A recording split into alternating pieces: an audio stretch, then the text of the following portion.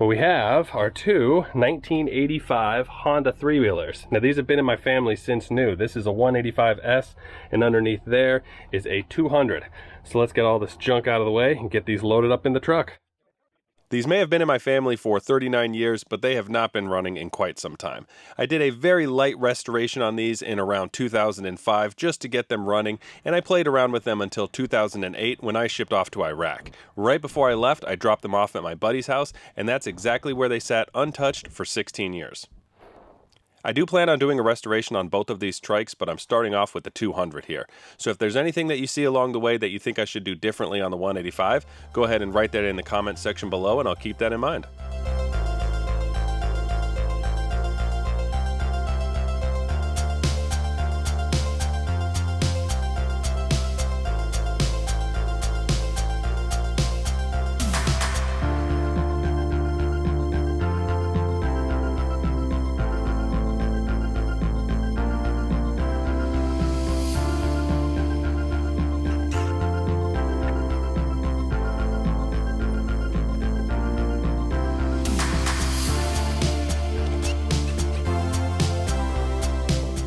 So the next step is to see if this trike will run. Unfortunately, the throttle is stuck, as is our choke, which means our carburetor is going to need a rebuild, because if I fill this up with fuel now, I can guarantee you that the float valve will be stuck and it'll just drip the fuel right out of the bottom. So what I'll do is pull the carburetor off, we'll do a quick rebuild on that, we'll get that reinstalled, get this bike running as is, just to see exactly what's wrong with it, and then we'll finish the teardown.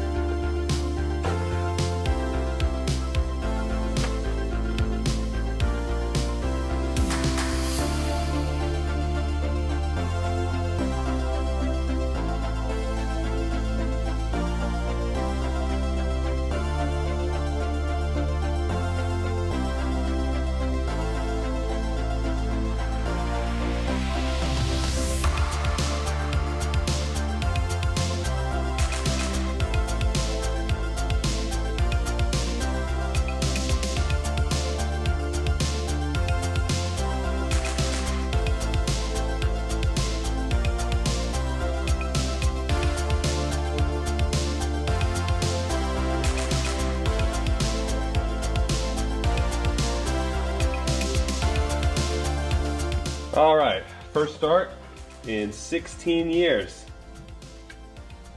Let's see.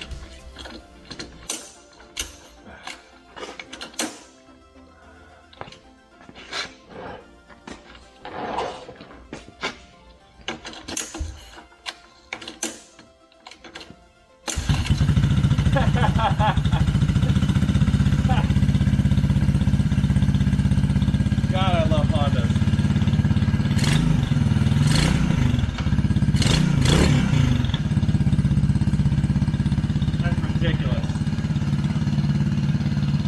Drives.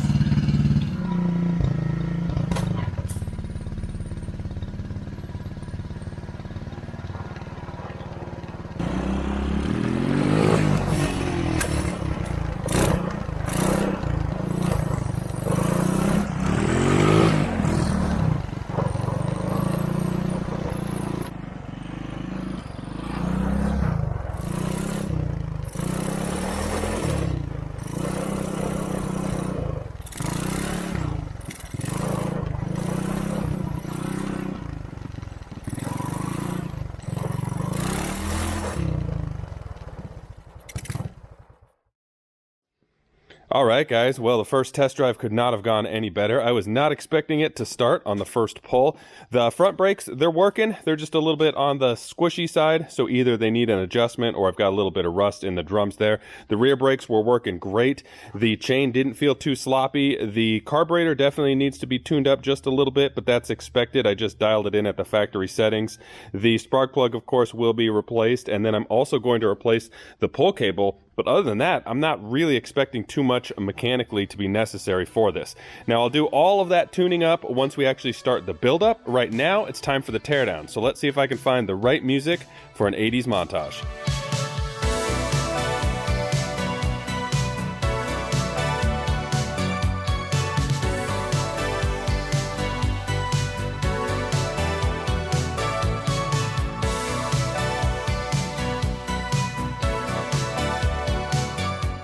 So I found the right 80s music. Unfortunately, I can't finish the teardown on this three-wheeler because I have to do some fabrication on it first. I forgot to tell you guys, I'm not going to be running the factory plastics on this. I'm going to be building my own body from scratch out of steel. So the plan is to fabricate the body and then finish the teardown. So I start off with my tubing roller and some 1/2-inch square tubing that I roll into some circles of different sizes so that I can then cut those into little pieces, fit them together to build a 1/2-inch square tubing frame that I will then clad with some sheet metal. Now, I might be oversimplifying the process a little bit, but it's not that difficult, it's just time consuming. Building this body takes more time than anything else I'm doing to this three-wheeler, but in the end, I think it's worth it.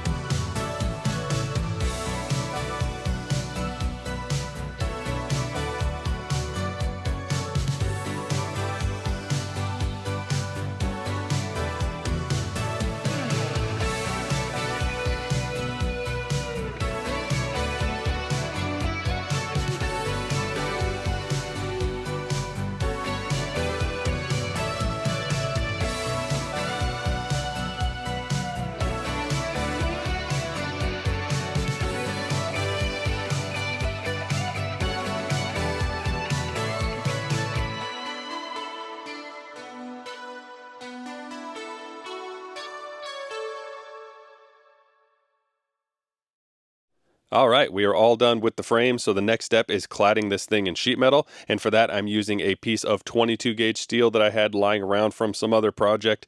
So I used the frame on top of the steel to get everything marked up and measured exactly where it needs to be, and I'm trying my best to go by the old adage of measure twice, cut once, but I'm about to make an enormous mistake here, so maybe I'm going to switch that up to measure 3 times, cut once, because I should not have chopped that end off. I don't know why I did it. I knew going into it that I had to curl the sides up along the fenders, but I just was not thinking and I was moving a little bit too fast. And I notice it right here. It was at this moment that he knew. He f***ed up. Now I'm going to let this camera shot run for a second here because I want you guys to see just how long it takes for me to finally accept that I do need to cut a new piece of sheet metal. I start off by seeing if maybe it'll work, or maybe I can modify this in some way, or maybe I can just add a little piece of sheet metal to the ends. But no, there's no solution other than to just cut a new sheet from scratch. But before I do that, I want to use the old sheet as a perfect template, so I do spend just a little bit more time getting it cleaned up. Once I actually decide to use the new sheet of steel, it goes by pretty quickly.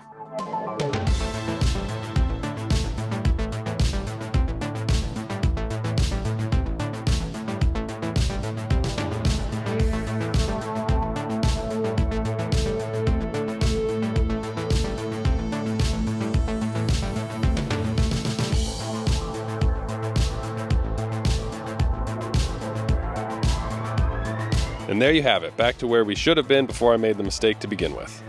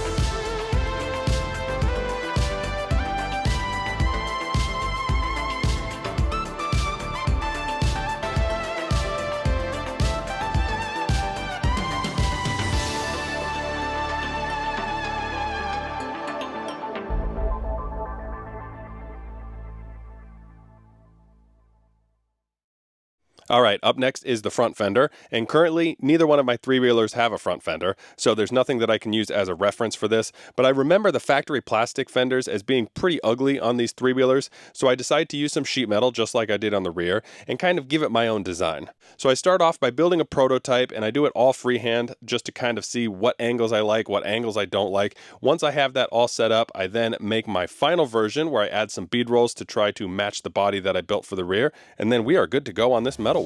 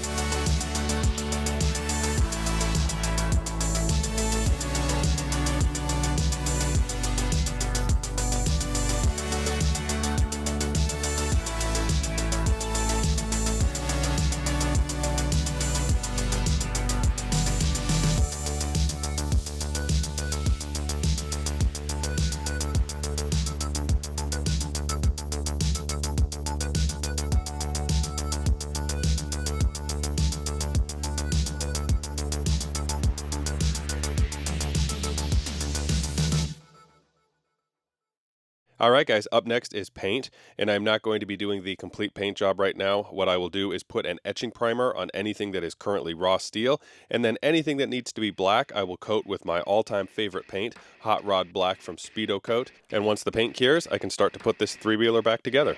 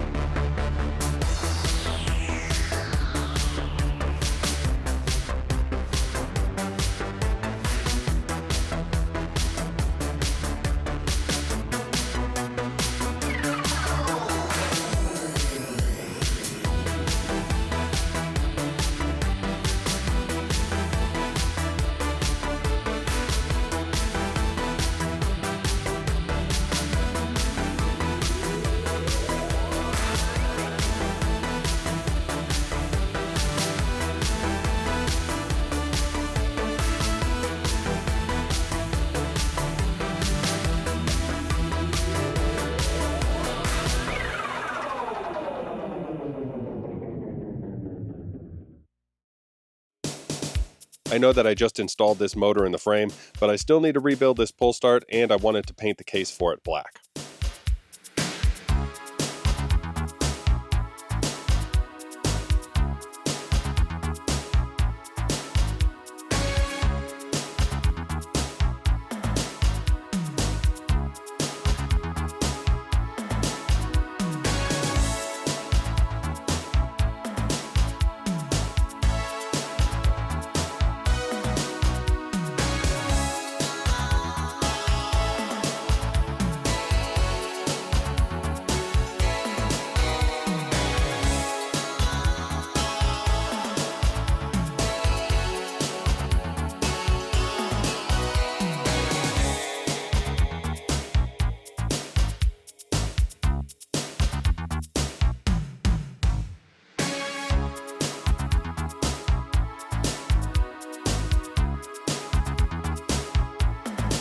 The paint that I'm using on the exhaust here is a high temperature paint. It is made by VHT and it's called flat aluminum.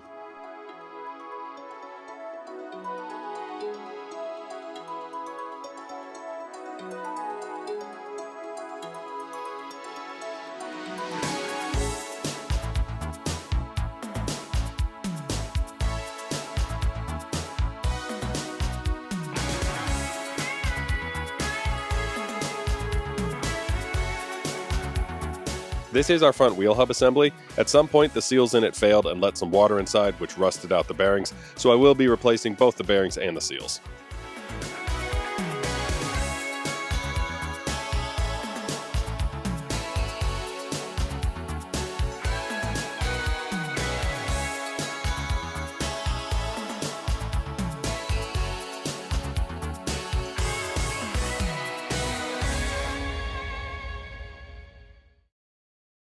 Before I can finish painting the body, I do have to fix some imperfections, so for that I'm using an ultralight body filler.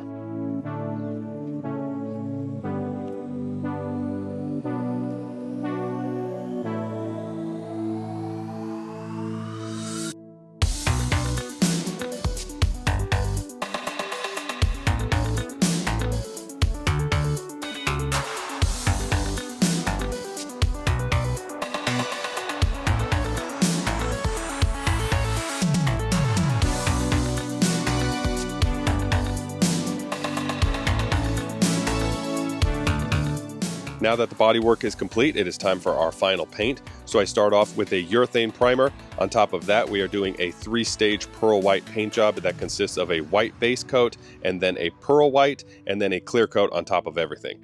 And I know it's a little bit ridiculous to do this nice of a paint job on a 3-wheeler that is going to get beat up, but my thought is, if I'm going to be spending the time to paint it, I might as well just spend a little extra time to paint it nice.